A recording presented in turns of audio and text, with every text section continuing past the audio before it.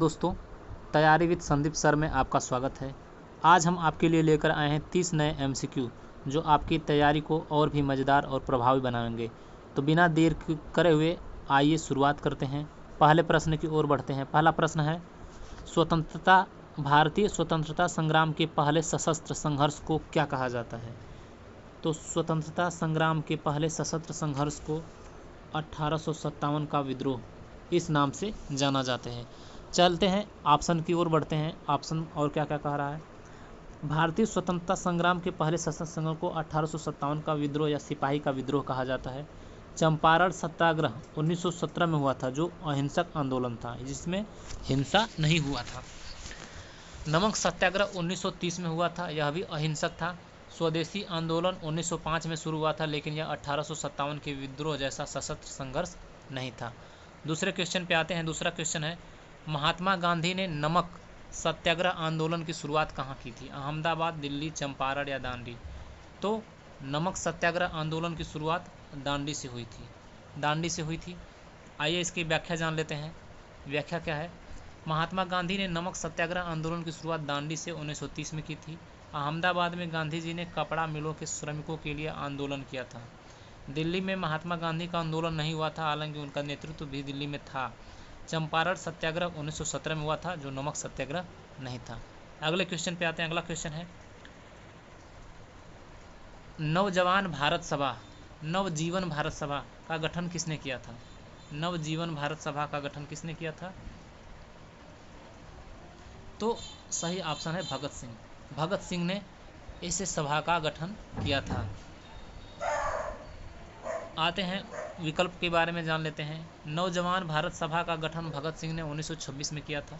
सुभाष चंद्र बोस ने आज़ाद हिंद फौज का गठन किया था।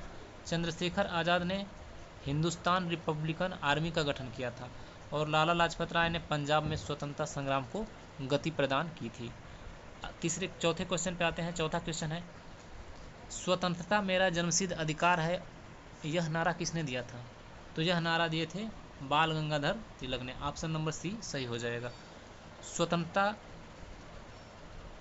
स्वराज्य मेरा जन्मसिद्ध अधिकार है, यह नारा बाल गंगाधर तिलक ने दिया था। महात्मा गांधी का प्रसिद्ध नारा था करो या मरो। सुभाष चंद्र बोस का प्रसिद्ध नारा तुम मुझे खून दो मैं तुम्हें आज़ादी दूंगा। और भगत सिंह का नारा था इंकलाब जिंदाबाद। अगले क्वेश्चन पे आते हैं। अगला क्वेश्चन है, भारतीय राष्ट्रीय ध्वज के डिजाइन का श्रेय किसे जाता है? तो भारतीय राष्ट्रीय ध्वज के डिजाइन का श्रेय जाता है पिंगली वेंकैया को। ऑप्शन नंबर बी सही हो जाएगा। पिंगली वेंकैया ने क्या किया था? भारतीय राष्ट्रीय ध्वज का डिजाइन तैयार किया था। महात्मा गांधी ने ध्वज की प्रेरणा दी थी, डिजाइन तैयार नहीं किए थे। सुभाष चंद्र बोस ने आज़ाद हिंद फौज का गठन किया था। और जवाहरलाल नेहरू ने ध्वज के उपयोग को बढ़ावा दिया था। अगले क्वेश्चन पे आते हैं। काकोरी कांड का प्रमुख उद्देश्य क्या था? भारतीय रेल से ब्रिटिश माल लूटना, ब्रिटिश सरकार के खजाने से पैसे लूटना, स्वतंत्रता संग्राम के लिए सशस्त्र संघर्ष की शुरुआत, भारतीय सैनिकों द्वारा ब्रिटिश अधिकारियों की हत्या। तो काकोरी कांड का प्रमुख उद्देश्य था ब्रिटिश सरकार के खजाने से पैसे लूटना। यह काकोरी कांड का प्रमुख उद्देश्य था। और इसके बारे में जान लेते हैं।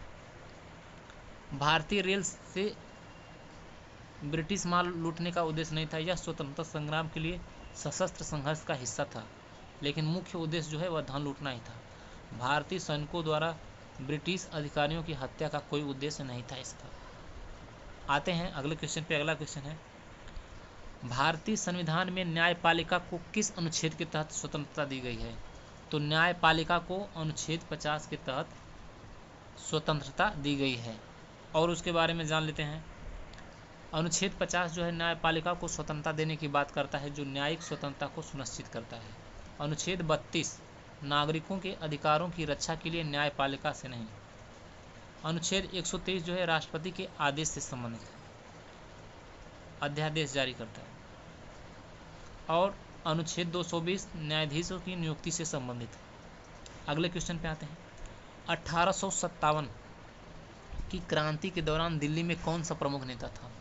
तो दिल्ली में प्रमुख नेता थे Bahadur Shah Zafar. Option number C सही हो जाएगा। 1857 की क्रांति के दौरान दिल्ली में बहादुर शाह जफर थे। रानी दुर्गावती का योगदान 1857 से पहले था।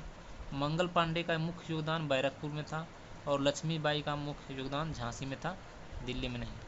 अगले क्वेश्चन पे आते हैं, भारतीय राष्ट्रीय कांग्रेस का प्रथम सत्र का अधिवेशन कहाँ हुआ? तो राष्ट्रीय कांग्रेस का प्रथम अधिवेशन जो है वह बम्बई में हुआ था। कहाँ हुआ था? बम्बई में हुआ था।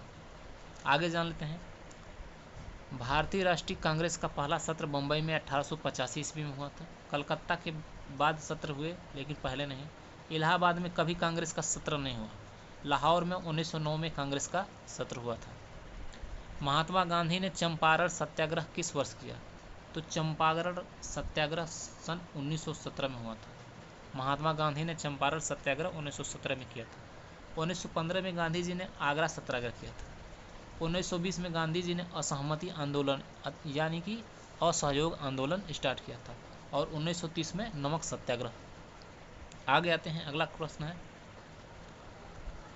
भारतीय स्वतंत्रता संग्राम के पहले भारतीय जनसंघर्ष का नाम क्या था? तो स्वतंत्रता संग्राम के पहले भारतीय जनसंघर्ष का नाम 1857 का युद्ध था। 1857 का युद्ध भारतीय स्वतंत्रता संग्राम का पहला प्रमुख संघर्ष था। बंगाल विभाजन विरोधी 1905 में शुरू हुआ था। असहमति आंदोलन असहयोग आंदोलन 1919-20 में हुआ, यह भी पहला संघर्ष था। चंपारण सत्याग्रह 1917 में हुआ था, यह पहला संघर्ष नहीं था। पहला संघर्ष 1857 ईस्वी की क्रांति थी। भारतीय राष्ट्रीय ध्वज में कितने रंग होते हैं? भारतीय राष्ट्रीय ध्वज में 3 रंग होते हैं, केसरिया, सफ़ेद और हरा। अगले क्वेश्चन पे आते हैं, महात्मा गांधी के अनुसार स्वराज्य का अर्थ है महात्मा गांधी के अनुसार आत्मनिर्भरता। महात्मा गांधी के अनुसार स्वराज्य का अर्थ है आत्मनिर्भरता। पूर्ण स्वतंत्रता गांधी जी के विचारों में नहीं थी, बल्कि वह आंतरिक आत्मनिर्भरता में विश्वास करते थे। गांधी जी का लक्ष्य ब्रिटिश शासन से स्वतंत्रता प्राप्त करना था। विदेशी शासन को समाप्त करना स्वराज्य का एक उद्देश्य था, लेकिन उनका ध्यान आत्मनिर्भर पर था। अगले क्वेश्चन पे आते हैं, 14वां प्रश्न है, भारतीय राष्ट्रीय कांग्रेस का पहला अध्यक्ष कौन था? तो भारतीय राष्ट्रीय कांग्रेस का पहला अध्यक्ष थे ए.ओ. ह्यूम। ए.ओ. ह्यूम भारतीय राष्ट्रीय कांग्रेस के पहले अध्यक्ष थे। इन्होंने ही 1885 ईस्वी में इसकी स्थापना की थी। पंडित जवाहरलाल नेहरू को भारतीय राष्ट्रीय कांग्रेस का अध्यक्ष बाद में चुना गया था। विपिन चंद्र पाल स्वतंत्रता संग्राम के नेता थे और विली फुलर का भारतीय राष्ट्रीय कांग्रेस से कोई संबंध नहीं।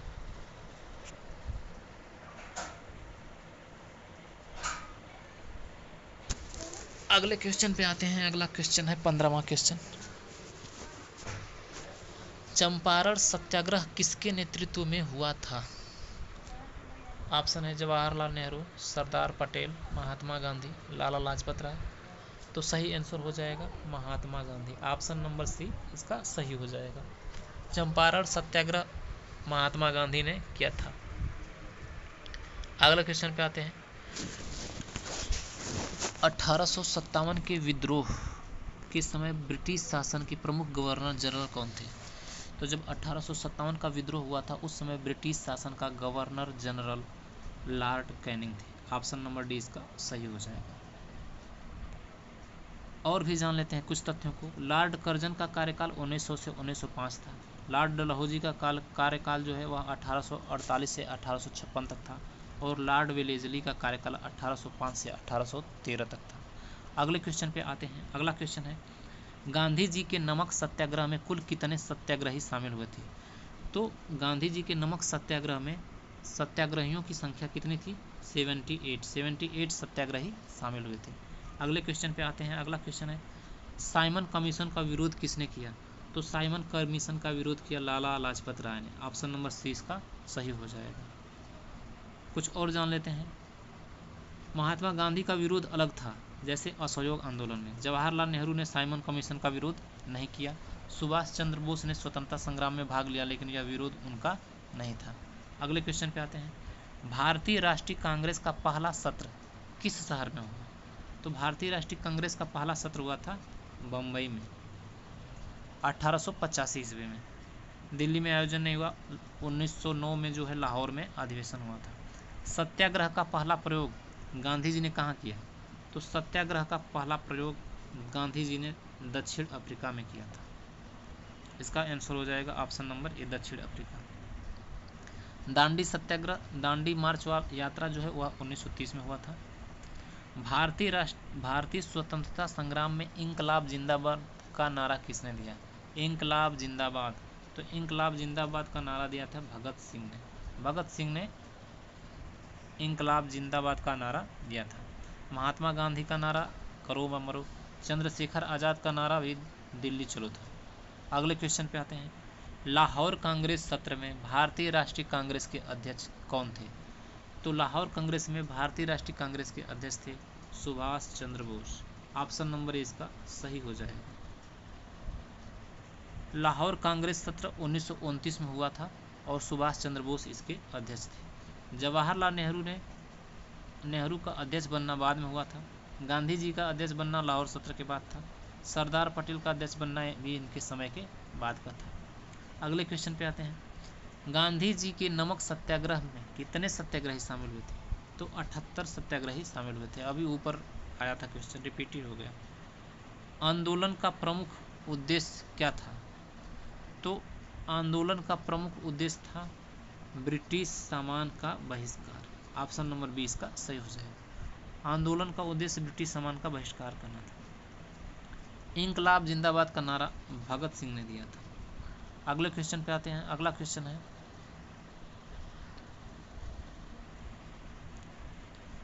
चंपारण सत्याग्रह किसकी अगुवाई में हुआ था? तो चंपारण सत्याग्रह महात्मा गांधी की अगुवाई में हुआ था। अगले क्वेश्चन पे आते हैं। भारतीय राष्ट्रीय कांग्रेस की स्थापना किसने की थी? तो भारतीय राष्ट्रीय कांग्रेस की स्थापना A.O. ह्यूम ने की थी। अगले क्वेश्चन पे आते हैं। अगला क्वेश्चन है, स्वराज के पक्ष में सबसे पहले आंदोलन किसने किया? तो स्वराज के पक्ष में सबसे पहले आंदोलन किया था बाल गंगाधर तिलक ने। ऑप्शन नंबर C इसका सही हो जाएगा। अगले क्वेश्चन पे आते हैं। अगला क्वेश्चन है 29 क्वेश्चन। वर्धा की योजना किसने प्रस्तुत की थी? तो वर्धा की योजना महात्मा गांधी ने प्रस्तुत किया था 1934 में, 1934 ईस्वी में। शहीद भगत सिंह को फांसी कब दी गई थी? वह किस वर्ष था? तो शहीद भगत सिंह को फांसी दी गई थी सन 1931 ईस्वी को। 1931 ईस्वी को शहीद भगत सिंह को फांसी दे दी गई थी। 1929 में भगत सिंह ने दिल्ली में विधानसभा में बम फेंका था। 1930 में भगत सिंह ने हसीना मैन को मारने की कोशिश की थी। 1942 में भारत छोड़ो आंदोलन हुआ था।